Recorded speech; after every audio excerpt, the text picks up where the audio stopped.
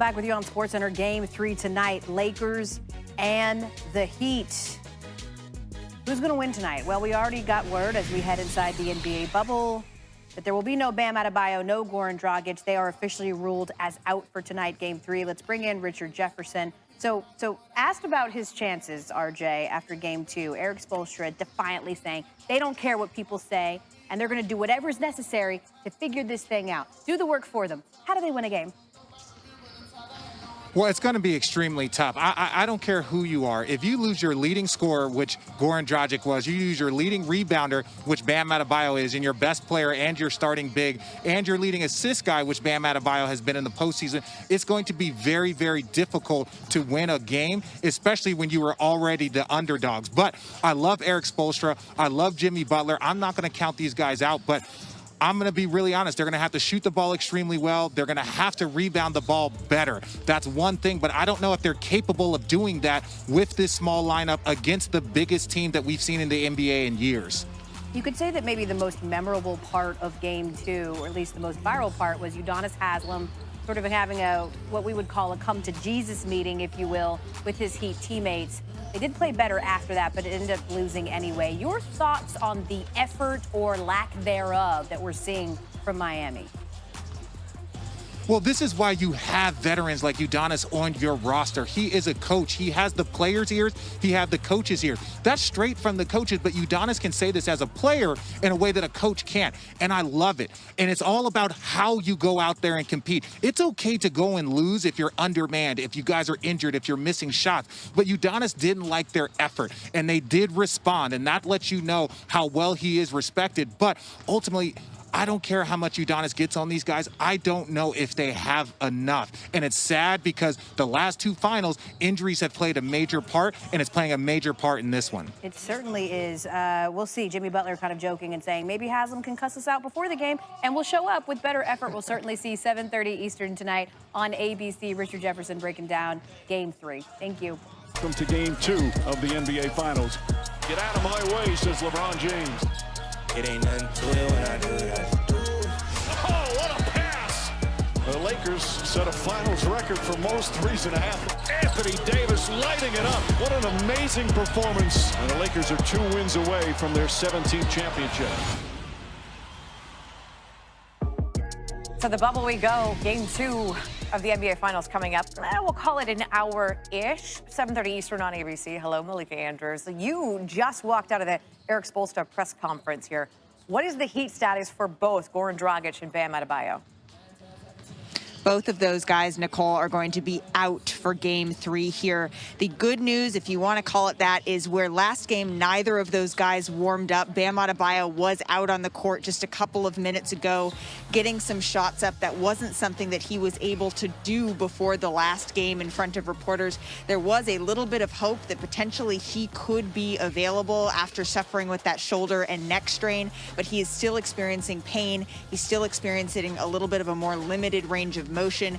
Eric Spoelstra told me that there is still no timeline on when they could be available, but Bam Adebayo did look a bit closer. I saw Goran Dragic earlier today. The good news is he is no longer wearing a boot on that left foot where he tore his plantar fascia, but he will not be available. Eric Spoelstra said they're going to still need their energy on the bench tonight, and it was one of the most difficult decisions he's had to make as a coach, he said, because he thinks of those guys as family, to not have them play in Game 3 when they so clearly wanted to be out there with their teammates. Clearly wanting to be out there and clearly needed by the Heat. So essentially we're going into Game 3 with the Heat in the same situation that they were in Game 2, which didn't really affect Jimmy Butler's confidence. He had like a guarantee that the Heat were going to win that game. What is the tone in that Heat locker room now, though? Well, Jay Crowder said this morning that they're a really focused group. They had a film session earlier today, and that was the tone around that team.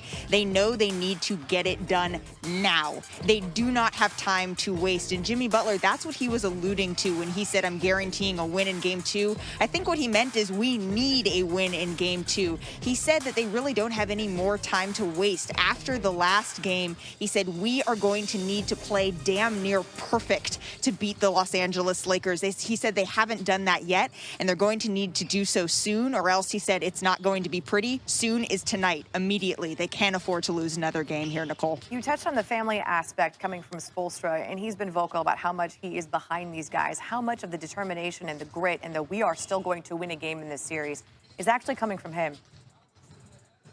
Well, that's the identity of this locker room. So I think Spoelstra feeds these guys, and the team also feeds Eric Spoelstra. They've rallied around that identity of we don't give a bleep what anybody else thinks. That's what Eric Spoelstra told me after the last game. We don't care what anyone is saying about us. We are not looking at the statistical odds. We have been doubted all season. And so while they don't want to be looked at as the underdogs, Jimmy Butler told me that that's not how he characterizes this team. He likes to just think of them as a really good group of basketball players.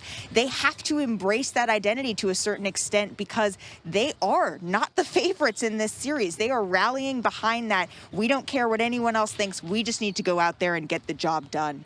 Does that make us like a really good group of people who are good at TV? 100%. That's how we think of ourselves all the time, too. Game 3 of the NBA Finals, 7:30 Eastern on ABC. Keep in mind the Lakers do have it on side if that works. Okay, then we will start off with David Medeman. LeBron, you guys went on, I think, a 75-30 run after falling down 13 early. What allows you guys to have success like that over a sustained period of time, a run like that? Paying attention to detail. I'm physical enough, and you have to get a feel for how hard Miami plays. And I think they smacked us in the mouth. And we got a sense of that. And so we knew how hard we had to play if we wanted to try to make it a game. And, from that moment when it was 23-10, we started to play to our capabilities. We started flying around. We started getting defensive stops. And we started sharing the ball a lot better offensively and just got into a really good groove. All right, Kyle Goon. For AD, thank you. For AD, obviously his first finals game. What did you see about his preparation? Was there any advice you gave him, and to see him perform like that? What do you feel about that? I don't feel anything. I expected out of him. Didn't need to give him no advice. We've been preparing for this moment all season. He's been preparing for this moment all season, and I'm happy to be on the same floor with him in the same uniform. And he was once again a force. Every facet of the game, both offensively and defensively. All right, Dan. LeBron, you've felt the buzz of the NBA Finals 9 times in your career. What was it like today with nobody there, the sound? I mean, I know you're used to bubble basketball at this point, but on this stage, what did it feel like to play a finals game? It felt great. I've been preparing for this moment for quite a while.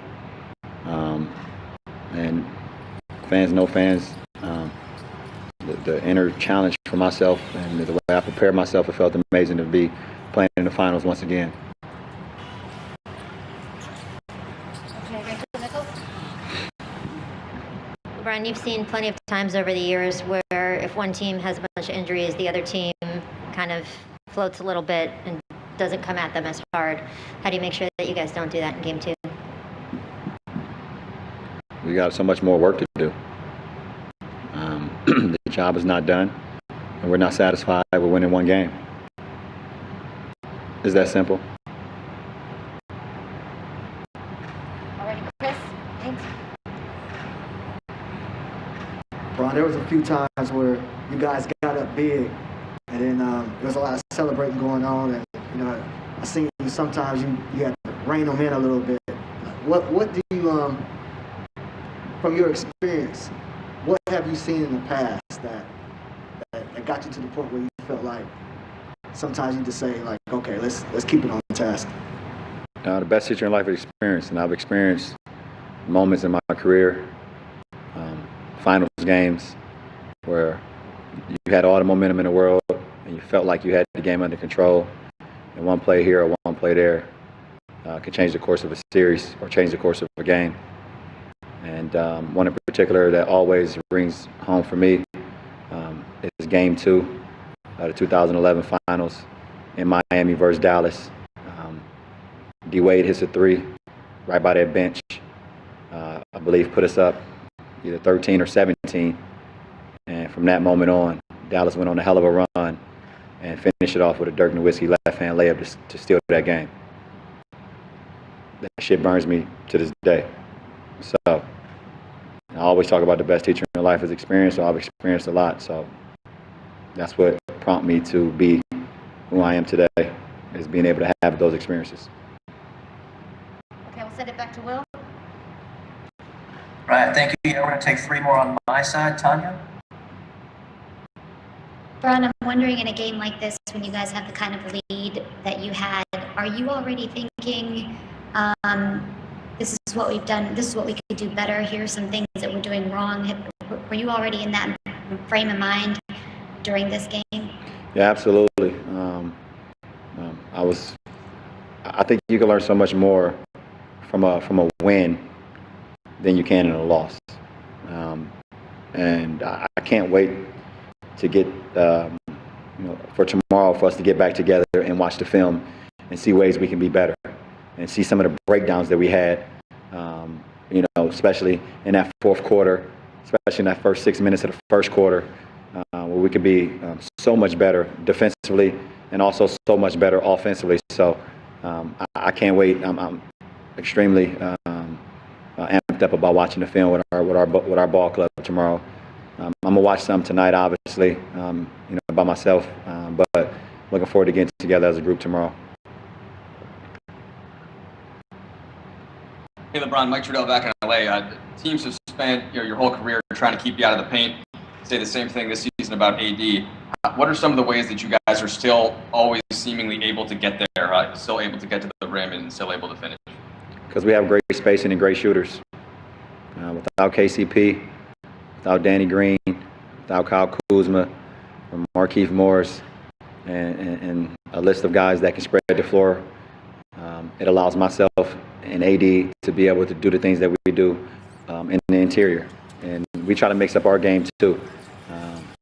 We try to mix it in the interior and the exterior. But when you have guys that can space the floor like we have, it allows us to do some of the things that we do in the paint. All right, last one on my side, Brad Turner. LeBron, why is Rondo so opposed to being called playoff Rondo? And did you guys see some of that in the first half, especially? I'm not sure. I've never called him that. We've never called him that. We only call him Doe. So that would be a Doe question. But just having him in this moment, having him on our side, and I think he mentioned yesterday or whenever media day was for the finals that you never know. You don't get these moments a long decades since he's been in the finals, and I think he's just cherishing the moment, but also just playing the game that he loves to play, the cerebral way, the determined way, and the championship way, as he's been playing for quite a while now.